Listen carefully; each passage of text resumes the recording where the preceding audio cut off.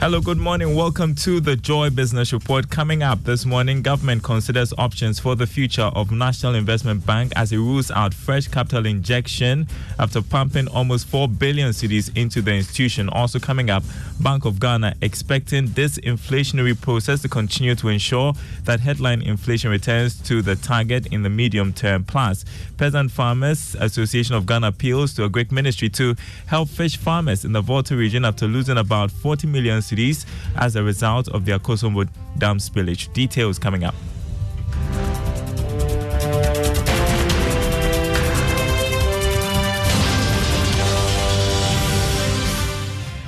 My name is Darryl Carr. Thanks for being with us this morning. Hello to our friends listening from Koforidua on KTU Radio. First up, the Bank of Ghana says it expects the disinflation process to continue to ensure that headline inflation returns to the target in the medium term. However, it cautions against risks to the disinflation path, which include increased utility tariffs and volatility in commodity prices, especially crude oil. There is more in this Business Desk report. The central bank, however, said these risks to the inflation outlook will be moderated by the tight monetary policy, relative stability in the local currency, and some base drift effect. Inflation went down for the second month running to 38.1% in September this year. The Bank of Ghana said its tight monetary policy stance and the relative exchange rate stability have contributed significantly to the disinflation process observed in the first 8 months of this year. It added, headline inflation has declined by a cumulative 14.0% since the peak of 54.1% recorded in December 2022. Non-food inflation has also declined sharply by close to 20%, broadly reflecting the effectiveness of monetary policy. It concluded that all the central bank's measures of core inflation are on a downward trend, indicating continued easing of underlying inflationary pressures.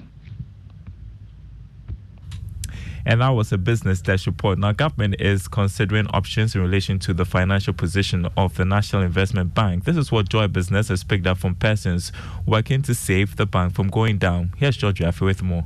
Government's position is coming after initial reports suggested that no decision had been taken yet on the bank's future. However, we understand that the Finance Ministry is now expected to propose to Cabinet a move where ADB be supported financially to take over NIB as a bank. Joy Business is learning that government is committed to keeping NIB as a financial institution. However, whatever strategy is adopted should be done in a way to safeguard jobs as well as ensure that it doesn't bring any disruption to the entire financial sector. Documents seen by Joy Business also suggest that government doesn't think that it can continue to use taxpayers' money to inject fresh capital into the bank after it put almost 4 billion Ghana cedis into the financial institution. Government sources also agree with steps taken by the current managing director to restructure the financial institution in terms of staff numbers. We also understand that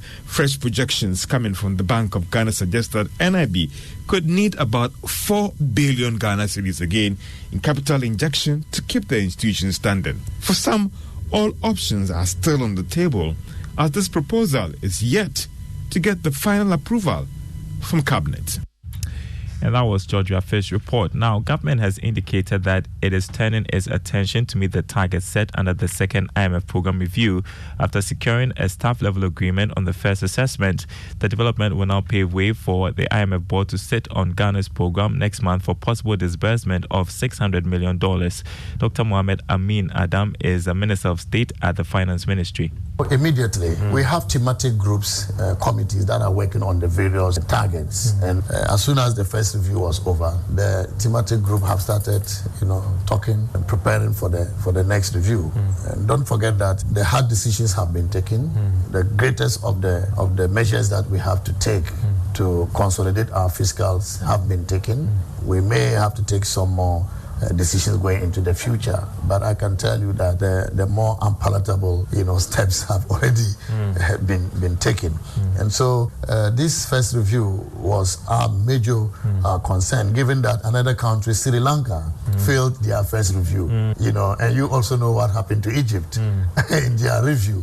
And so people might be expecting that Ghana was also going to fail. And this is why our success at the first review will be replicated in subsequent reviews.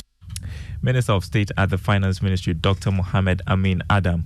The Peasant Farmers Association of Ghana has disclosed that operators of the small-scale fisheries in the Volta region have lost about 40 million cedis worth of their businesses as a result of this Akosombo Dam spillage. Now, according to the association, the development will not only leave the farmers worse off, but will also affect fish supply in the southern part of the country, particularly the Greater Accra region. Speaking to Joy Business, president of the association, Dr. Charles Nyaba, said fish farmers must be assisted immediately.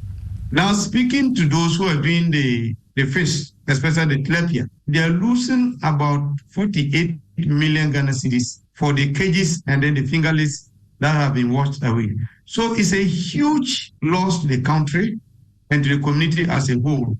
And that is going to have significant impact on food security in Greater Accra areas in those communities. And you had Dr. Charles Nyaba there with the Peasant Farmers Association of Ghana.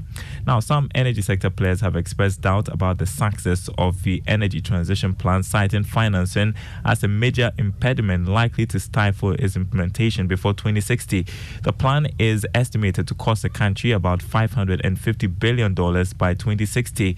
Here are the views of petroleum economist Dr. Theo Ichampong and Dr. Ted Moyamose of the University of Oxford in London, speaking to Joy Business at the Energy Future Conference. I think we're going to struggle definitely when it comes to the financing, and some of the numbers that we've seen currently shows that for the 250 billion a year that you need between now and 2030, what has been coming is actually around 11-15% of that, and nothing shows as yet that is going to change. More than 80% of the global energy mix is fossil fuel based. If we're talking about a transition to more sustainable systems, then we need extremely ambitious and extremely rapid interventions. And that can only be made possible by legal, regulatory and policy interventions and resources being thrown at a scale that is unprecedented.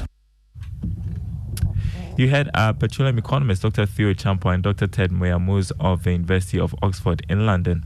Now, KGL Foundation, the corporate social responsibility arm of KGL Group, says it is committed to making a difference in the communities it operates in. According to its chief executive, Elliot Adade, his outfit will continue to cushion the operations of young entrepreneurs to expand the operations. He spoke to Joy Business at the KGL Foundation's 2-day workshop. As a foundation, we really want to branch out in our partnerships. We want to take on more projects that make sustainable change across this country. We're open to the possibility of more partnerships and just building the KGL Foundation family. Elliot Adade is chief executive of KGL Foundation. Now, telecommunications company MTN under its Teacher Improvement Awards program has held a workshop to build the capacity of teachers to contribute to economic development. Chief Corporate Services and Sustainability Officer of MTN, Adjua Efiewiafe, says the training is meant to equip teachers with the growing trends in the technological world. Well, the expected outcome is just so that they can become abreast with new trends in teaching, how they can incorporate technology and innovation into the way they teach. As a foundation,